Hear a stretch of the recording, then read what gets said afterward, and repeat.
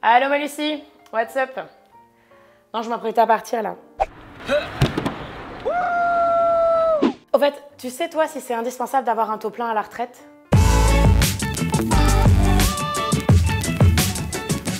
Hier, on a dîné chez les parents de Sacha. Ouais, super sympa. Et son père nous a dit qu'il comptait partir à la retraite à 60 ans et qu'il était persuadé qu'il aurait une pension au top.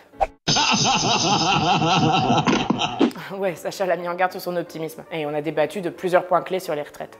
Tu sais que le système de retraite en France est un régime par répartition. C'est un contrat intergénérationnel, c'est-à-dire que les actifs paient pour les retraités. Mais ce système souffre d'un déséquilibre démographique. En 1960, il y avait 4 actifs pour un retraité, alors qu'en 2018, il n'y en a plus que 1,7.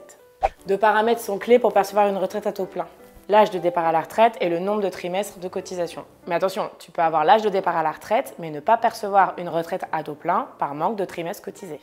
Papa aura 62 ans dans 7 ans. Même s'il aura atteint l'âge légal minimum, il lui manquera 8 trimestres pour obtenir une retraite à taux plein. Alors, il me fait marrer avec son départ à 60 ans. Oui, mais comme il va racheter des trimestres, ce sera bon. À 62 ans, oui, mais pas à 60. Il lui en faudrait 8 de plus. Or, on ne peut racheter que 12 trimestres.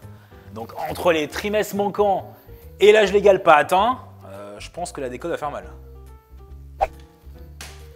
Sachant qu'une retraite de base à taux plein, c'est 50% des 25 meilleures années de revenus.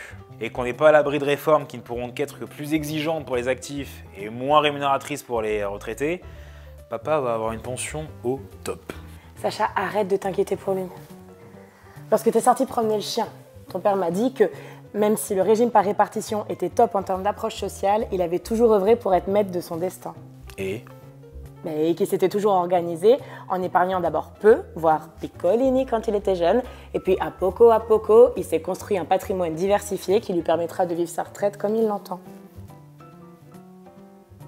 Alors tu vois ma Lucie, si percevoir sa retraite à taux plein, c'est toujours mieux, préparer sa retraite par capitalisation, ça reste primordial. Et ce sujet est multigénérationnel, donc s'y intéresser se justifie quel que soit ton âge, ton niveau de revenu ou ton patrimoine. Assurance vie, immobilier, épargne retraite, vu la multitude de solutions possibles, perso, si tu veux pas prendre les pieds dans le tapis, je te recommande de voir un conseiller en gestion de patrimoine.